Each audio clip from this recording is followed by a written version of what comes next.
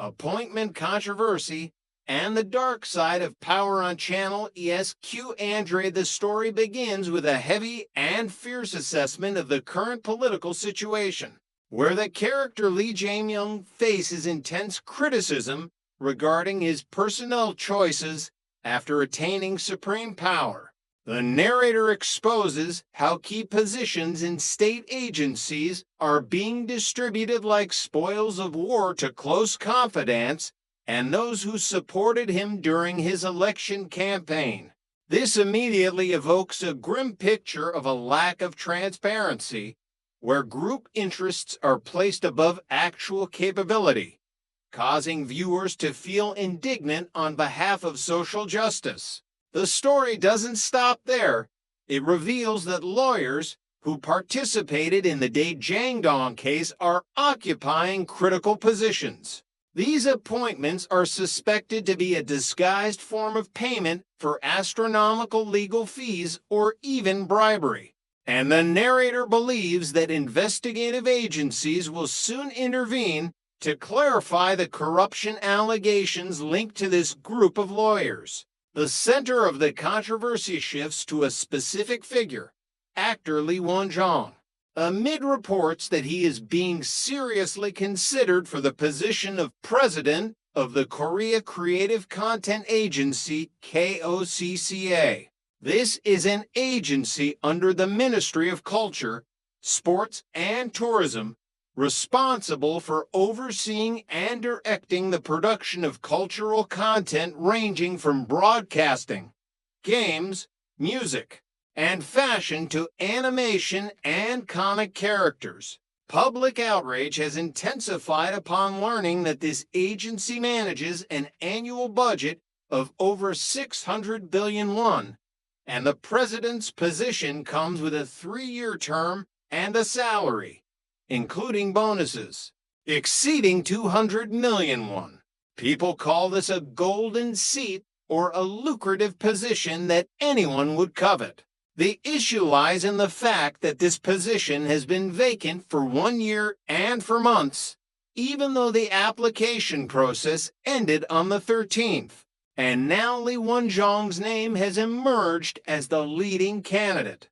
The narrator recalls Lee Won-jong's past, noting he was famous for the role of Kumayak in the drama Rustic Period, and emphasizes the detail that he followed Lee Jae-myung closely during election campaigns everywhere. From here, an unwritten rule within the Democratic Party is exposed. If you help and are active, you will be amply rewarded. However, skepticism regarding the professional competence of an actor sitting in the leadership chair of a national strategic agency is unavoidable. A major question is raised. Is experience solely in acting in dramas enough for Lee Won-jong to plan and steer the country's massive content industry ship? There are concerns about a lack of professionalism when entrusting the management of diverse fields like gaming or music to someone who only knows acting.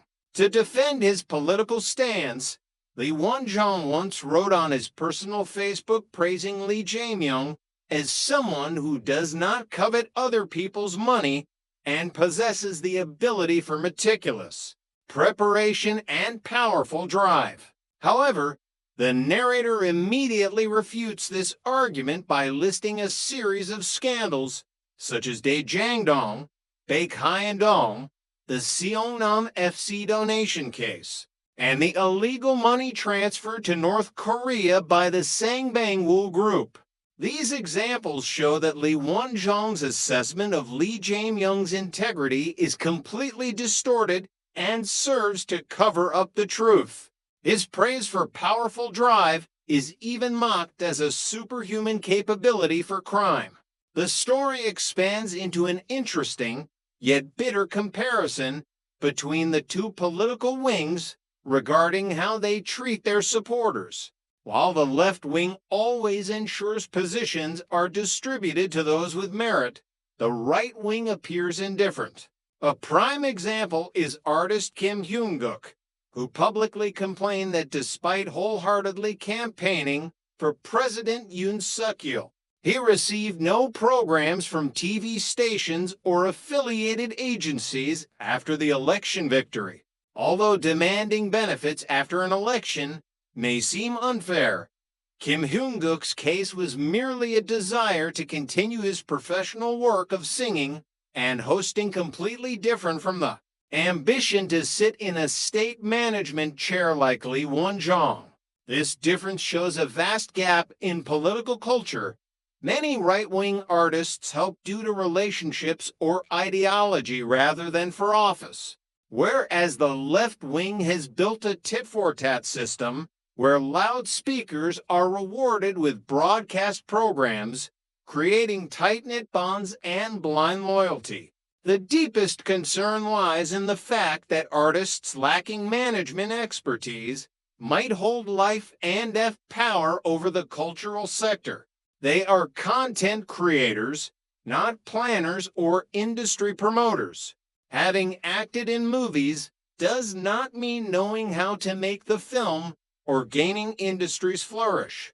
If Lee Won-jong actually takes office, there is fear that national cultural content will be distorted by a left-leaning political agenda, creating ideologically biased products. The phenomenon of professors or artists neglecting their professions to chase politics every election season, referred to as political opportunists, causes discouragement for true experts who are dedicated to their work. Ultimately, if this appointment becomes reality, it will negatively impact the Korean content industry, turning it into a propaganda tool to polish the leader's image and cover up the truth. These artists, chasing political power like moths to a flame, will often end in failure and regret for wasting their talent in a place where they do not belong. This is truly a negative phenomenon that requires high vigilance.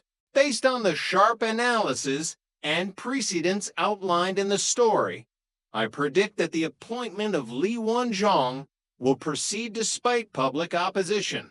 With the mindset of sharing spoils of war deeply ingrained in the operation of the ruling faction, they will prioritize loyalty over administrative competence. However, after taking office, Lee Won-jong will soon face immense challenges in managing a 600 billion won budget. A lack of specialized knowledge in gaming, technology, and global market trends will lead to erroneous decisions, wasting the budget and stifling the development of the content industry. This will ignite a wave of criticism from industry experts and the public, leading to a major media crisis for the administration. Ultimately, Lee Won-jong may have to resign in bitterness, becoming a victim of his own ambition and a misguided political arrangement. Just as the warning suggested about artists who regret entering the political arena, this story serves as a powerful wake-up call regarding the danger of politicizing professional agencies and the degradation of national governance standards when factional interests take precedence. It poses a major question about the future of Korean culture. Where will it go if those at the helm lack the necessary heart and vision, possessing only political loyalty? What do you think about artists participating in state management? Can they do a good job? Or are they merely political puppets? Please leave your comments below for us to discuss further. And don't forget to follow channel ESQ Andre for the most multidimensional and sharp perspectives.